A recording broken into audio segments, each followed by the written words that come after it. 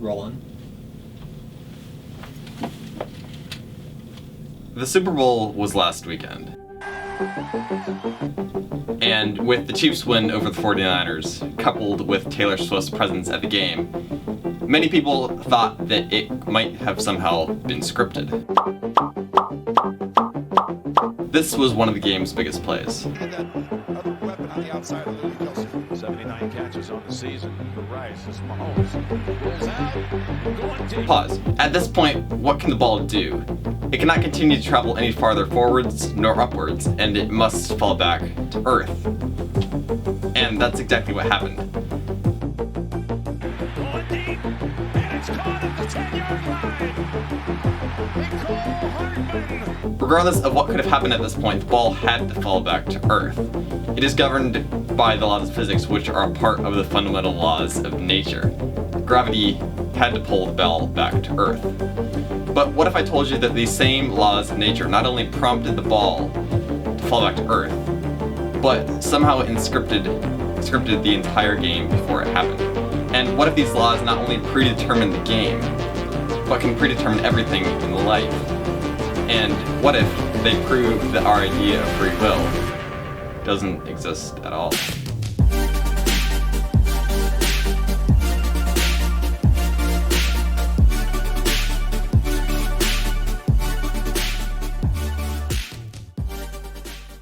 A philosophical battle between the ideas of free will and determinism has raged for centuries. Free will is the idea that you have the power to choose among genuine alternatives. It dictates that if you act of your free will, you perform the actions, nothing else perform them for you, that you could have chosen another genuine possibility, and that you are morally responsible for your own actions. For example, if you rob a bank of your own free will, you must have performed the robbery yourself, you must have had another reasonable course of action other than robbing the bank, and you must have been completely and morally responsible for the robbery. On the other hand, determinism is a philosophy that contrasts free will altogether. It states that everything that happens in the universe is the necessary and inevitable result of the antecedent conditions, as in everything that happens before a certain action happens, and the laws of nature, like physics, which govern the entire universe. Determinism, by contrast, states that if you rob a bank, the antecedent conditions, such as poverty or mental health issues or some other situation, resulted in the robbery, and that the matter that makes up your brain, which is governed by the same laws of nature as everything else, functioned in such a way that made you rob the bank. In fact, determinism states that you are not personally responsible for robbing the bank at all. Instead, it is entirely the fault of the laws of nature, which made you rob the bank in the first place. And at first this seems like a crazy and counterintuitive line of reasoning, but it is not, because our society, including our legal and political systems, among other things, are generally built upon the ideas of free will, not determinism. And so this inclines us to embrace free will and dismiss the idea of determinism altogether.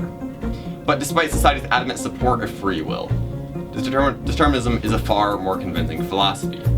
We do not actually have free will. Here's why.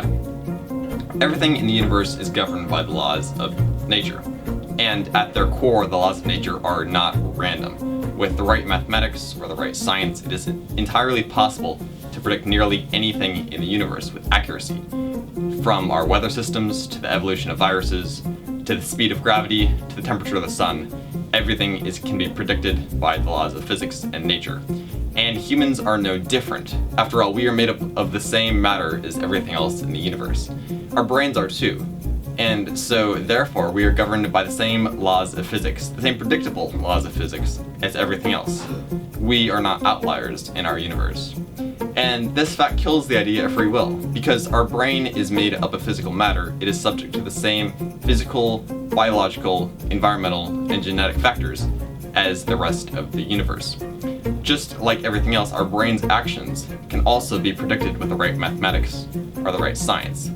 They too can be predetermined by the laws of nature, just like the football's trajectory can be predetermined by the law of gravity. And this is not simply hypothetical science either, but a present reality.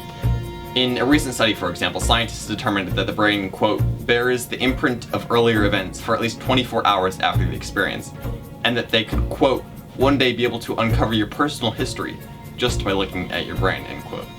And in fact, Elon Musk's new Neuralink technology could do just that, as it is, quote, designed to interpret a person's neural activity so that they can operate a computer or a smartphone by simply intending to move, end quote, per the company.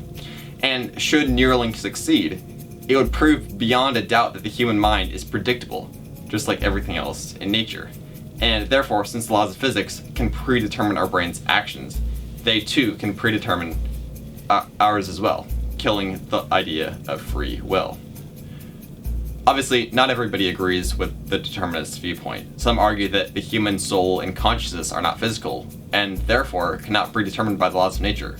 Therefore, free will must exist, right? Well, no. Since the brain is made up of physical matter, and since it is ultimately the source of human action, it does not matter if a physical soul or consciousness exists at all, because the brain ultimately dictates human action. Others state that mathematics and science cannot predict everything in nature. After all, the field of quantum mechanics includes truly random events that occur at the subatomic levels. Therefore, since the laws of physics include these truly random quantum events, free will must exist, right? Well, no, again.